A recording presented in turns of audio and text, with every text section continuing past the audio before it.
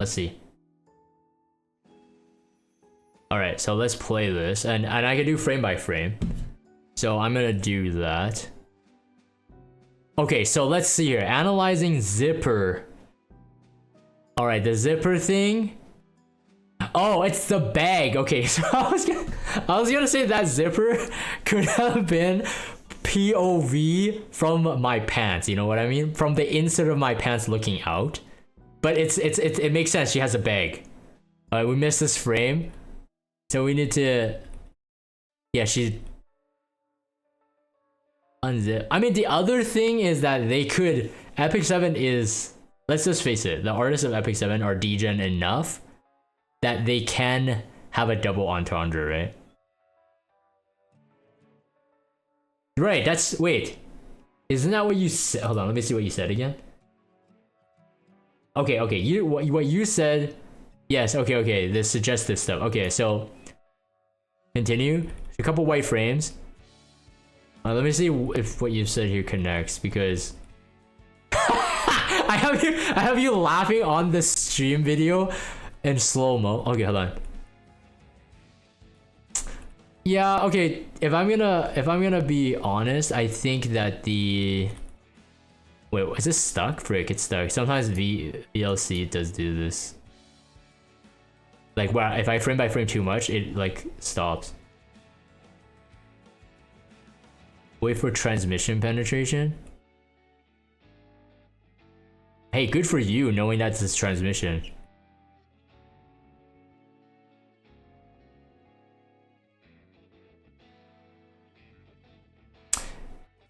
Okay, I have to say that, like, you call it quote unquote clever animation. I feel like it's too much. And I can kind of see it.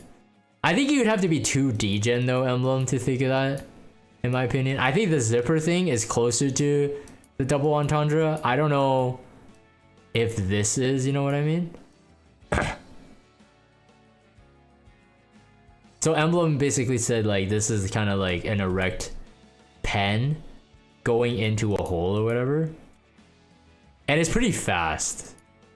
I have to say I'll rate this portion of the animation like C tier, maybe even D, because even if you look at the 3D, right, it doesn't look good. And yeah, you can say like, oh, they meant it to make it look kind of retro, but it doesn't look retro. It looks unfinished. Like, I feel like retro 3D has even more degradation. But it feels like they're playing with like flat colors, but with like modern textures. But it looks kind of like someone just used the based Fong material, you know? It looks like zoomed in low tier assets. That as well, but I'm just talking about like the general approach of it. So you look at the 3D grids in the background, right? Here, let me draw some stuff, make this actually like a science video. And you know what? Based on a lot of these Epic 7 CCs, they're really milking videos. They literally have like 10 videos per theme. So I can probably do one video for S3 animation, one video for the summons, one video for me failing Arena Epic 7, not understanding she's not a cleave character, one video for her S1 Soulburn summon, and one video for me not figuring out she had an S1 Soulburn, sorry, animation, not summon. I could milk this, man. Anyways, I was gonna say this. For those of you who may have not played around with like graphic software stuff, this kind of grid thing, right, is super easy to create. And they're trying to make it kind of like cool with this kind of 3D. You see this grid in the background, right? That is like 2 seconds to make. If you take an entry level kind of like After Effects is a software that does kind of pseudo 3D. It takes 2D graphic design and you can make it kind of 3D motion graphics. You can make this stuff. And that's what I mean about the 3D engines and all the parts and stuff. They could literally have like not modeled it themselves. Got some like free, there's a lot of free models out there. And then they just put like a blue material on it with like a general light. And then as the animation is progressing, they just tuned the color. Like it's literally like one effect called tint, and they could tint this To me, this is a low effort job. And if Epic 7's devs and artists say that, no, we took a long time, you got a junior to do this. Like, this is the only way, like, as a game dev, this is the only way I could perceive them. If this is not a stylized retro. That's what I'm trying to get to. This is a low quality look. It's two very different things. High quality retro versus something that actually looked kind of cheap. Who is the streamer demanding they nerf her before release? I have no idea because, and I'm not going to call out names even if I did know, but I don't know because I haven't watched any E7 creators in a while. Even RTA streamers. I used to kind of to follow the meta, but I just haven't gotten to that. So this, yeah, okay, so we got some different quality parts here, right? So you see the radial dials. I mean Emblem was right in saying that this is like low quality stuff in terms of like actual fidelity. You can see the pixelation here. So they basically took like a PNG with alpha, an image file, and they tilted it in this, probably After Effects again, like I said, which does 3D pseudo stuff, and then this stuff is a totally different layer. This is probably done in 3D and given one of those materials that make it look like toon shading, which is my gripe against like Genshin Impact, the Wuthering Waves and stuff like that. Although I have to say that they've updated their toon shading, they have a little bit of gradient. So I'll give them credit, it doesn't look as trash as toon shading from 10 years ago, but that's probably something they applied. And then once that's toon shaded, they added into the same software, probably After Effects, and added some kind of glow on it. Again, this is stuff that you would do in a graduation class or your first semester taking motion graphics classes. All this so far is very, very bad. These sushi lines, I'd probably have to get into it. I wonder if they are true 3D. Also, you see a discrepancy here again. And I'm kind of sad that I have to do so much art analysis, but not on boobs. Because this is like pretty appalling to me. This part, low quality, so I'm assuming this is the same layer as these blue lines back here, the ones I complain about. And these ones seem to be added by hand. They're probably some kind of vector file. Different quality. And then this speedometer thing is so abstract that you get that it's going fast. That's why with the heavy speed lines, but it's overdoing it. Like, it needs the speed line because there's no relative information. Like, there's no like texture in the background that's showing that it's moving fast. And I guess you can't really. Let me decipher the scale of the gauge as well. So what I'm talking about is this. The next couple of keyframes are going to be talking about these. These lines are simulating the gauges of that speed gauge, right? Also notice that the perspective on this is all wonky. So it's not giving me a real true sense that this is in a 3D space. It feels like it's an abstract 3D space, which is kind of bad quality. But as the frames go on, we're gonna see if this is traveling in a logical fashion and if the gauges are moving. So two things that from my initial reaction so far is that we're getting two sets of motion here. I'm gonna shrink this down so you get to see all of the gauge. We're getting two sets of motion. One is that this needle is quote unquote moving. I think it actually does shift a couple degrees, you know, to the right. And then we also have the gauges. So those lines I told you about, those white lines right now, those are also moving the other direction to give a sense of speed. But I'm gonna play it frame by frame and see how the frames are matching.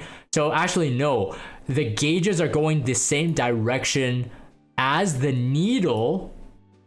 These are going in the same direction as the needle, which will make this thing look slower. So that's, if they wanted to make this look fast, they would have this going to the reverse direction and this going one direction, and then they could remove some of these motion lines. But if this for stylization, they still did a bad job of having the gauges move with the needle. You know what I mean? So because there's no relative information, okay, now it's kind of, what the heck? It had a weird frame jump. So now they have to use glowing. I know the glowing is part of the transition to Peira, right? So I know this going in, but they have to use glowing and heat intensity to also show the intensity of this gauge. I feel that they're doing it themselves a disservice of having the needle start almost max. So if you know anything about cars, and especially if you have an older car with an RPM gauge that is circular and it has a needle, then you also know that if you're already in somewhat of the middle, so most engines have relative, it depends on the engine, it depends on the car, but most engines have roughly like 0 to like 8,000, 7,000 to 8,000 RPM. Sports cars have higher RPMs, etc. But if you start in the middle, you're already at what we call peak torque of the car. So the car at that much RPM is already going at the most efficient that it can. And probably the most efficient window is right in the middle. So for the needle, because we don't have the numbers, or we don't exactly know where it's starting, but the fact that the needle starts red, it starts with the lines, and the gauge doesn't move that much, already gives you the sense that it is not going much faster than it's already going. You know what I mean? So if we're talking about like, I don't know, building up to something, I feel like it's losing that too. And dial knobs have a fixed gradient. Okay, so this, okay, all right, that's a fair observation. Dial knobs having a fixed gradient would make sense if they're saying that that gradient is being illuminated by a certain light, right? So if you take a cylinder object and you rotate even the cylinder object, that light is not changing, right? So in a sense, they actually got that right. Now, I will say the detail on it still looks like trash. But again, if you take a cylindrical object and you flash a light at it and you turn the cylindrical object, the light doesn't actually change. The only way that gradient will actually move is if the light is actually moving with it. But again, we're so abstract with no relative surface area, you actually can't tell what's going on. You know the story they're trying to tell, but I don't think they're telling it well enough because of these key things that are not... They're not making sense. I feel like there's some conflicting language. I'm not being picky too. I'm talking real sense, right? The only way you could tell this is going faster is the swoosh lines and the heat intensity of the color. If those are removed, you actually cannot tell that the needle is moving. Because again, they chose not to have the needle go from the 9 o'clock position to the 3 o'clock position. They chose to have the needle go from, where did it start? Okay, they have it because the camera is also moving. So this is where it's messed up. They have this at what, like about a 2 o'clock position, and then it kind of moves back to a 1 o'clock position, 12 o'clock position, and then it proceeds to go to another 3 o'clock position. Purple does not add to it. I'm assuming the purple is trying to drive the colors towards the Peira though. So I'm also seeing that they're probably trying to keep colors in the same color realm as the unit itself. That can work, but I also kind of agree with you. That probably doesn't really mean much outside of, again, connecting it to Peira.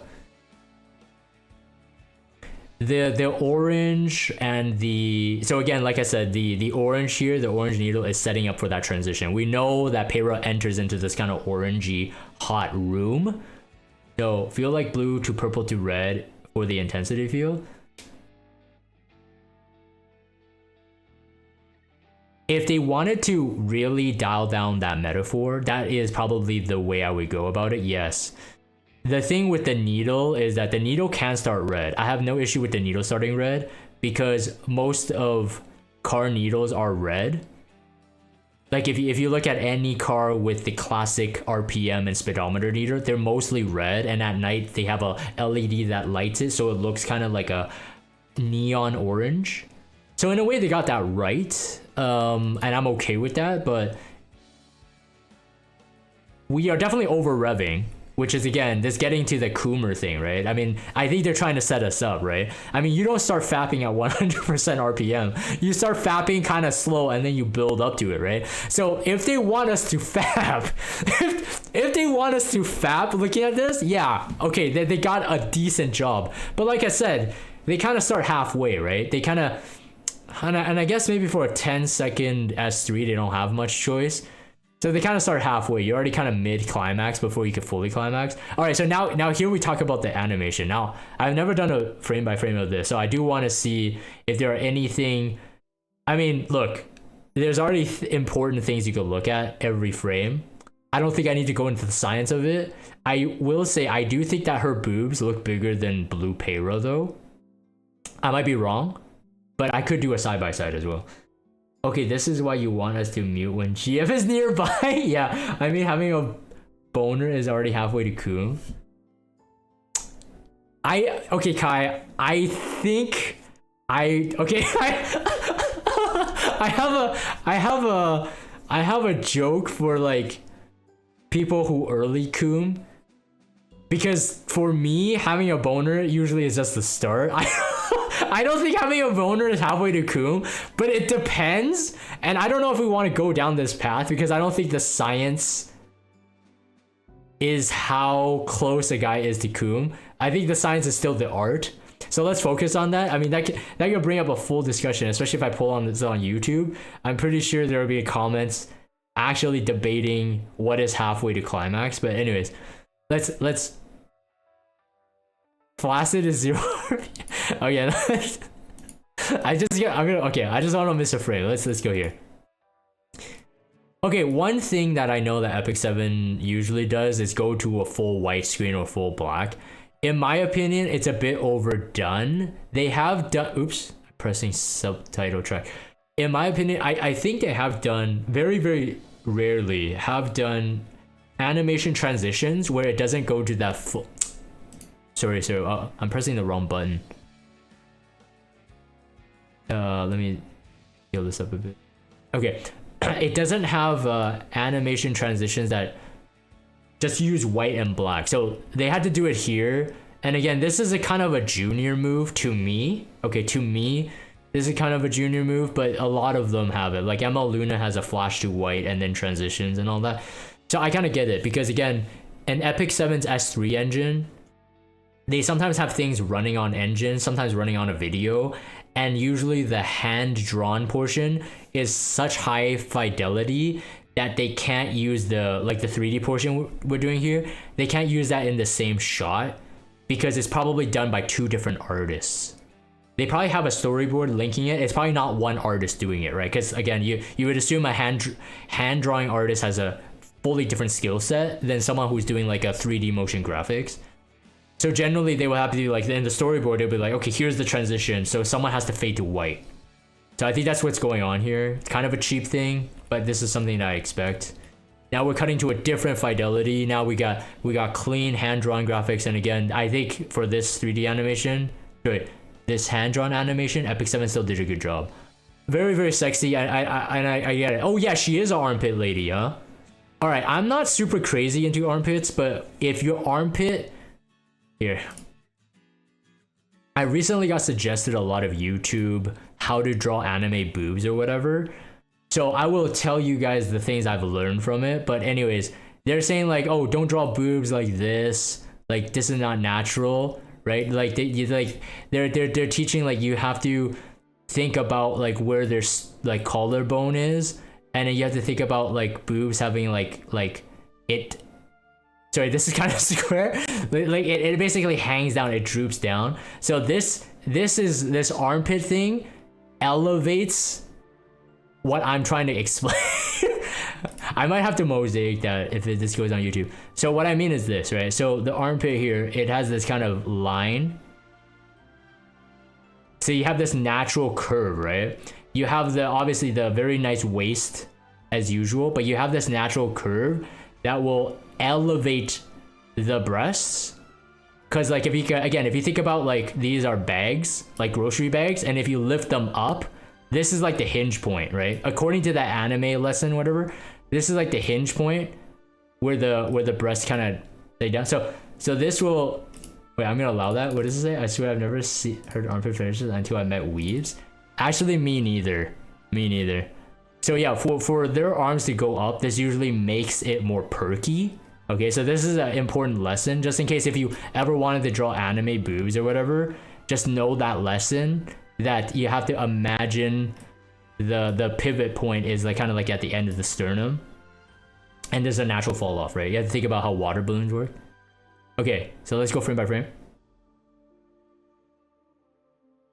I think at least half of it is social contagion. Probably. This is kind of nice. I mean, I think I like Peira's face in general, right? So anime faces, you'd be like, okay, they all look the same.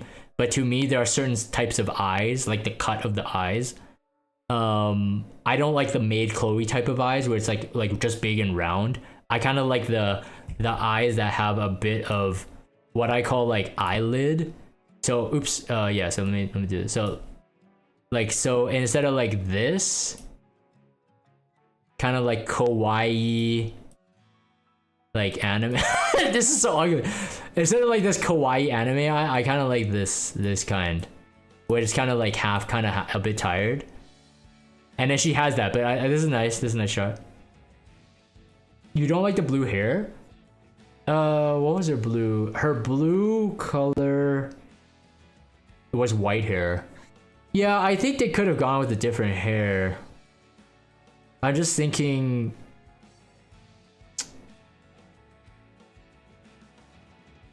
I'm okay with the blue hair, but it's not like a disagreement. This is like, you know, kind of like, you know, it's subjective, right? Beauty is subjective. But I think any dark hair could work on her, to be honest. I don't mind the blue though. I guess the blue reminds me of blue Peira, I guess. I like Bologna style eyes the best. Oh yeah, Bologna style eyes are great. Yeah, I mean, this is why Bologna is still one of my favorite. It's a reference to Sonic. Okay, that might be true. I mean, it's like, you gotta go fast, man. Like with all this engine stuff. Oh, wait. Not going next frame. One sec, I have to reset this again. Oh, that is the next frame. Wait, what's that thing hanging under her bra? This. Oh, no, not bra, sorry. Her tank top. This. That's not a belly button ring. I don't know. I've never seen this kind of stuff before. It could... It probably is. Actually, you know what? Let's pull up a bit further, because I think I know what it's doing subtly. It's a zipper? No way. But there's no zipper in front. What's that unzipping? What else is there? Nipple ring? No, I'm just kidding. No. I mean, it could literally just be... Okay, hold on. No, it's not a nipple ring. That would be super off. Okay, hold on. Yeah, I would assume jewelry, but I was looking at the neck, right? Like, I mean, the jewelry still has to hinge on something, right? Unless you're saying that the jewelry is stuck between her breasts, right? Because, like, if you look at... let me customize this pen to make it a bit thicker. Thicker? No pun intended. So you have these kind of scratchy lines here. These are sketch lines that I'm pretty sure those are just the cleavage. There is a latch on her right. On her right or left. But that doesn't... That feels like a buckle system where she can unbuckle it and let the girls out, right? But this is not attached to it, right? This zipper thing is... Sorry. Let me erase that. The zipper thing is not attached to it though. I don't know. Let me say this. I will say that I think I kind of figured it out. Probably kind of jewelry, some kind of accessory thing. But I think the purpose of this is to point to the navel. It's to point this. The X marks the spot. I'm pretty sure. Like I think they wanted a tool to point to it. Like subtly. Subconsciously, but it still troubles me, like, okay, what is that, right? I think that's jewelry too. The strings as arrows pointed and slide between the breasts.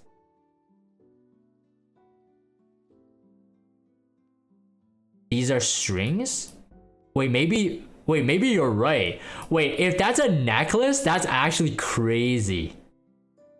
Is that strings though? I thought this was just the lines of the cleavage. Like, if you were to draw these cleavage, like, I just assumed that it was the line that does this. You know what I mean? Like, you know what I mean? It is? Need to zoom in. I can't zoom. I have to MS Paint this to zoom in. All right. I mean, fair enough. I'll take that. Let's see the next couple frames. I mean, I don't know if she needs that many frames doing this kind of like side to side stretch. Yeah, that's sexy as hell, right? Like, if you were dating someone like her and she was stretching like this, that's a pretty cool Christmas present.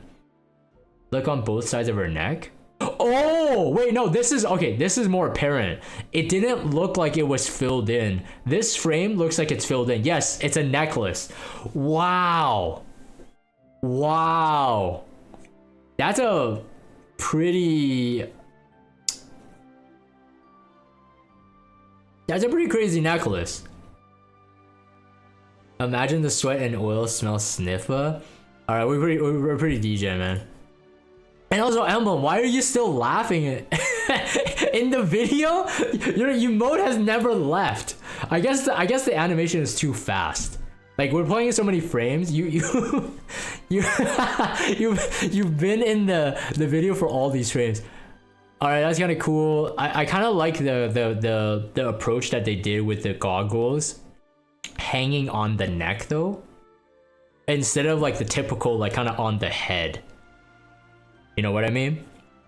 Like on the head is kind of like the cute version. I think like the kind of anime or cartoon trope of like the mechanic lady, they work hard and they put the goggles on the head or on the hat. But hers on the neck is kind of interesting. I don't actually see that a lot. That's a cool take. It might also serve to be another element to point to the stuff that Epic 7 wants to sell, right? And look at that freaking crazy. I'm just looking at this sneak peek of her underwear. That's insane. That drives me insane. You might not think thongs are really sexy, but to me, if you wear pants but you have that kind of showing, in my opinion, to me it's irresistible, especially if you look fit. Oh yeah, the necklace. Yeah, necklace.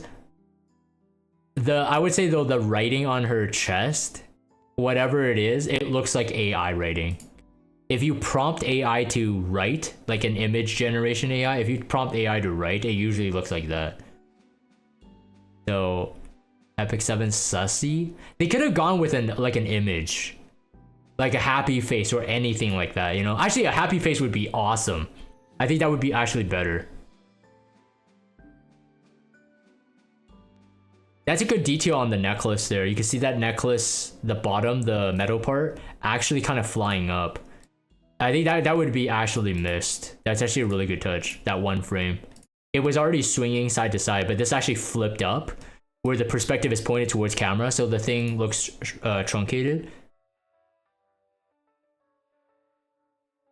I would say the only gripe I have is that I think she has too much hair.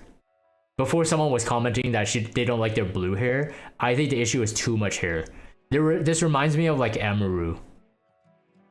Like, I don't like how Amaru has too much hair. I know she needs it to cosplay or whatever, but I don't like how she has that much hair. Today I learned Dragon likes trampy fashion. You'd have to have the body to rock it. There's nothing more annoying than someone who is overweight wearing something like that. And not even overweight, just a slightly a bit chubby. I can't accept it.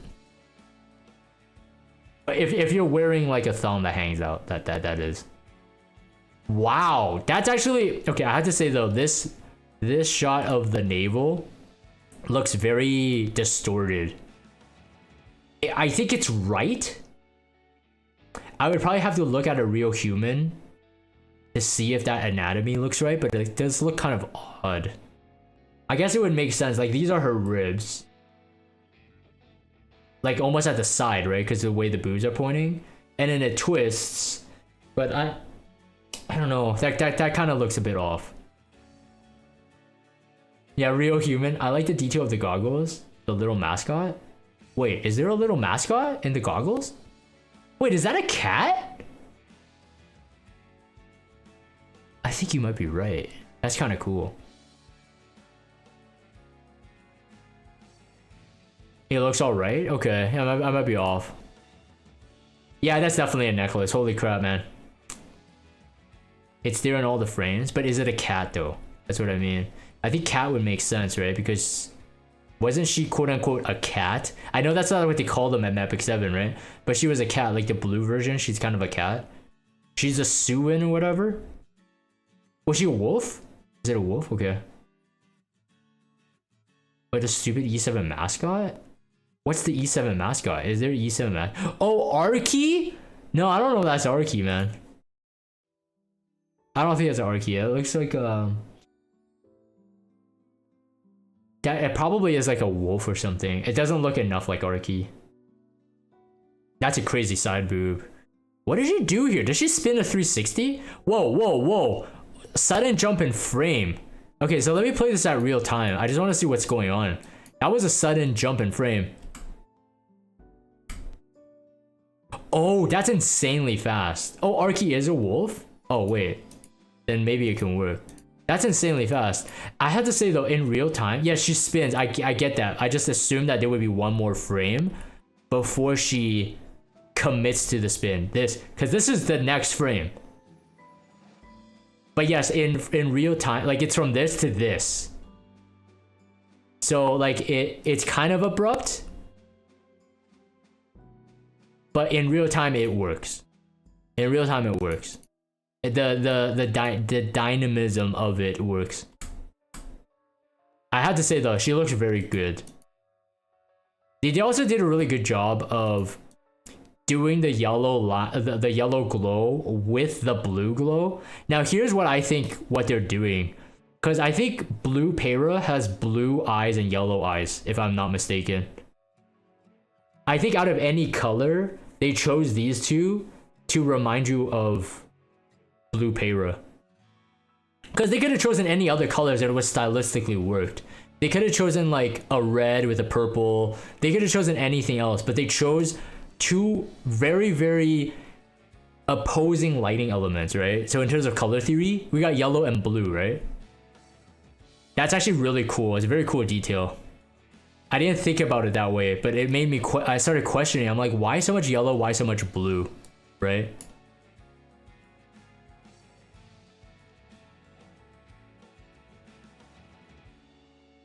They have animation time limits, so some frame missing. No, you're right. I think they planned it out, but I don't think they actually missed the frame. I think they cut it on purpose to make her spin fast, to have that really fast kind of like punch, right? So like if you have an animation and someone is punching someone from point A, like your fist near your own face, to fist out, to make it look fast, you would probably do literally 2 frames, right? Like Dragon Ball, for example, would have 0 frames.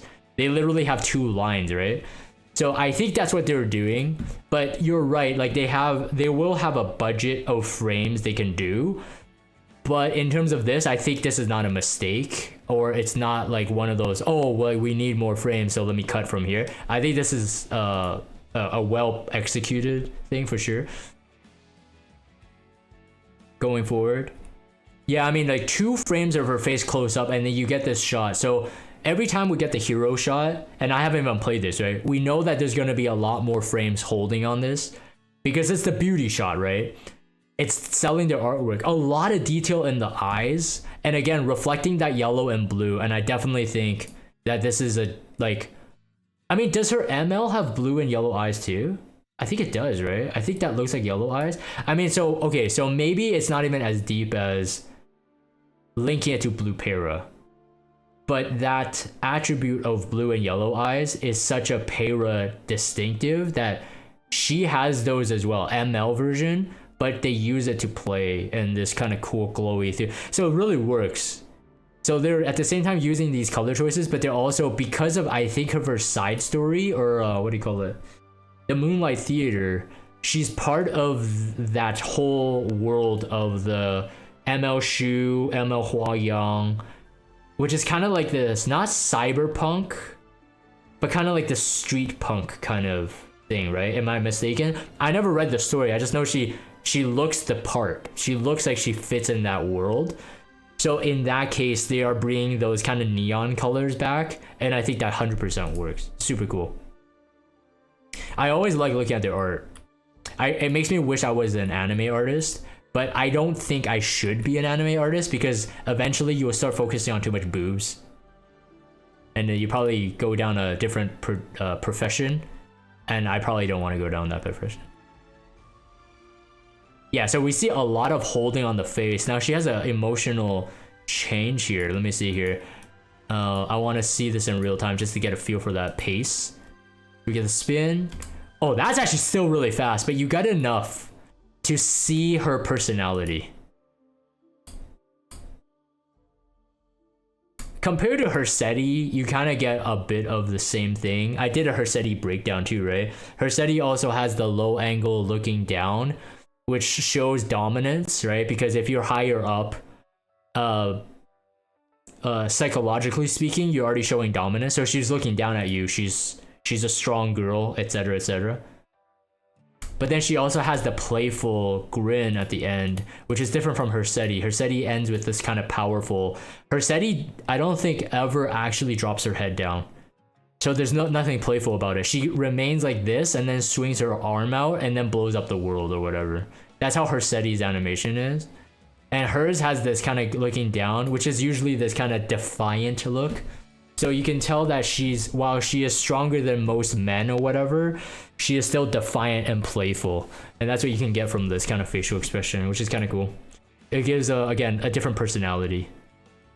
So again, comparing to like Emma Luna and Hersetti, they don't have those kind of tilts. So you don't get that kind of sense from them. Luna's, I remember I think I did her animation breakdown as well. Hers looked like it felt like she was holding a lot of pain, like from the past. And this is not me reading their story because I have no idea what her story is, but her facial expression expresses that. And of course the hero pose as well, the hand on the hip, the casual, like, you know, this is kind of like the shot you get from like Overwatch, Valorant, like all those kind of hero shooters. Probably Marvel Rivals would have stuff like this too. I don't play any of those games by the way, but this kind of pose would be pretty normal, where you have this kind of like heroic pose stance, but you have the casual weapon or whatever laying on your shoulder, and that is usually like the fight is over, right? So if you're relaxing with your gun or weapon down, it's, yeah, you're done with the battle, but you're not done with the war. The thing on the shoulder or sheathing your sword or putting away your weapon generally showcases that your job is done. So it means that she is confident in her job and finishing her tasks. Let me talk about the engine here. All right, I said this before, but the engine's firing and it being in such a heated moment where she's flashing her navel, flashing her super high thongs, flashing her now seen boob jewelry, big boobs, nice armpits. I mean, the engine, outside of them saying that, oh yeah, she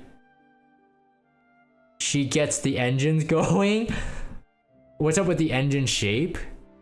I don't think there's anything wrong with the shape. This is a V8 engine. It's a V8 engine in a weird perspective. That's a good call out if that's what you're calling out. So in this perspective, if you're looking at a V8 engine, a standard V8 engine, and also that assumes that they're using standard technology. So I know, whatever, right? This is the future. This is Epic 7. But yes, you're right. The manifolds are shaped oddly because the perspective of the engine, if we're looking at it face on, with this, I don't know if this is the back of the engine or the front, right? So either this is like the clutch or you know, timing wheels or whatever. Like, is this the front or the back? It doesn't matter. Usually if you're looking at it face on, the engine, the manifold would be like this, and it would be perspectived inwards. It would be a 1-point perspective going inwards. So hold on, let me erase that. It would be more like this, and then you would actually not see the manifold. The manifold would be on the inside. I'm going to use the dotted line to draw the square. It would be rectangles running this way. Hold on, I'm trying to not mess up my perspective. I mean, it's not perfect, but I think most of you guys, after seeing this, you'd be like, oh, okay, that's what he's talking about. So this is the X-ray, right? The dotted lines represent X-ray. It's stuff you can't see. It would be on this face, the V8. It's not perfect. This one's a bit better. 2, 3, 4. It would be on the other side, so you would not see it. So yeah, I mean, I'm not really picky about that. I'm not gonna be like, oh, that's not a real engine or whatever. But I would say the RPM gauge, it doesn't matter if it's fictional or not, but the very fact that they're trying to do relative speed and they failed on that, in my opinion. The engine thing, this is obviously like dramatic portrayal of the engine, just because they wanted to see the exhaust. It works, and yeah, I think definitely they're playing off that metaphor. Let me see if I can see anything else here. I think after this frame, so here they did a different type of transition. They did go to black. That's what I said, right? Like, I mean, they have to cut somehow, because you can't transition from a hand-drawn animation to a sprite-based animation. Oh, never mind, they did both. They actually made it full black and then to white, which actually is kind of weird. Let me look at this. That's a bad move. They should have stuck with full white, actually. Because now I can see that black frame. So I think what they're trying to do here, this is what I think. What they're trying to do here is the background, the yellow, is glowing so intensely that the light in the front is being silhouetted out. So kind of like an eclipse. But it doesn't really translate well because of the one frame cut. So in my opinion, what they could have done was just the entire frame faded white. They could have just faded, or even faded from yellow, literally still like 2 frames. Faded this entire thing yellow, and it's a bit transparent, so you can still see her face, and then it turns to white. That would have been a smoother transition. Your eyes wouldn't have that abrupt darkness and then turn to pure white in one frame. So that's a fault, I think, but I think that I know what they were trying to do. They were trying to get that kind of eclipse look, but this one frame jump is a fail. That makes it not executed well. So yes, because now it transitions in, right? And then you can see the bloom on the side of her silhouette. So the metaphor is what I was saying that they were going for, but it didn't translate well. They could have done it better. This could have been smoother. And this is actually not a hand-drawn animation. This is a sprite. You can tell because of the details near the face and the arms, and the fact that she's not moving that much. And you can also tell there's some kind of artifacting going on, especially if this on the stream, you might not be able to see it. But there's some artifacting going on with this image on the side, on the edges. So you can tell that this is a flat PNG. It's a stationary image that they probably added some warping animation to, because I think the hair does move a bit. Yes. Or it could be a frame animation, but it's not a hand-drawn animation. And what I mean by that is it's not a pencil sketch to ink to color, frame by frame. It's one image, like a screenshot, still hand-drawn, but they've done this transition as it's fading out, scaling that image down. Whereas before the hand-drawn animation, any scaling would be an individual frame. So this is a production cut for sure. So this portion is a production cut. This is not an unusual thing though, because most E7 animations, if you break them down, they all have a hand-drawn point. They also have a sprite animation point, like this. As far as Summertime Assyria, when I did that breakdown, I already noticed that they were doing that, which I understand they need to save on cost and time.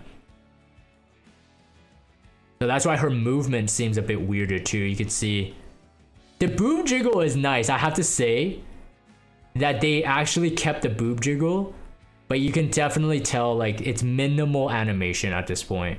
And you can actually see that PNG being shrunk down, not a frame by frame animation, like fade away.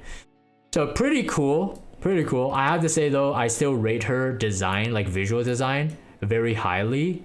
So let me take a look at the S2 and S1 burn animation. So this is similar to her S1 animation in the regular. Yeah, you even end up with a claw mark in the blue Peira. But let me go with the Soulburn one really quick.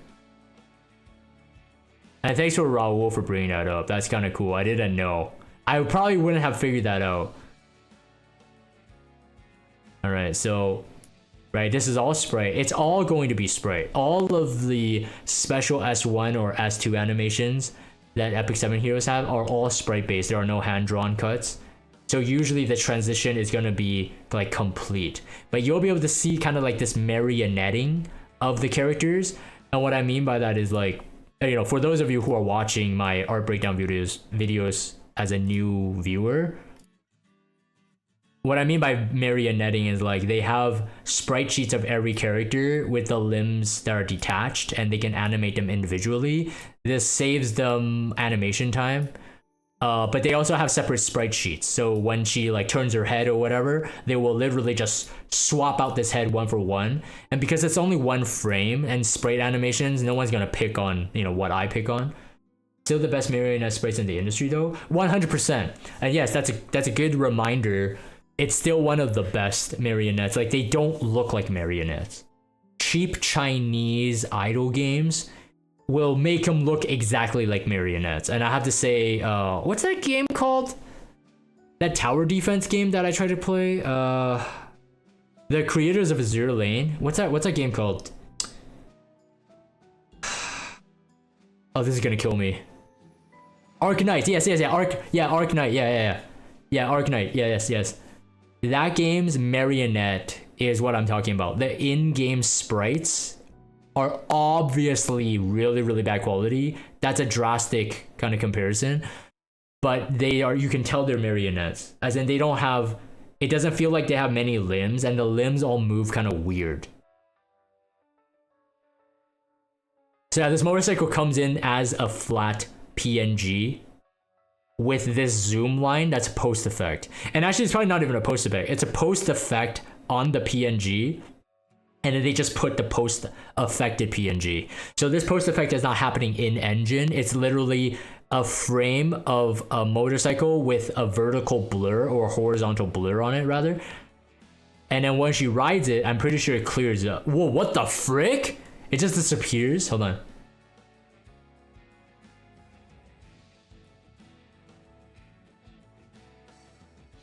Okay, so they kind of cheaped out on this too. But I do remember that we will see her on the motorcycle, so I'm not gonna say too much. I guess this is just, again, trying to get her to look like she's speeding really quickly. That's kind of cool that they have the same kind of Peira smoky thing. I don't know what to call it. I don't know what it is, but this is her identity from the blue Peira, so that's kind of cool. So yeah, so you can tell this is one image.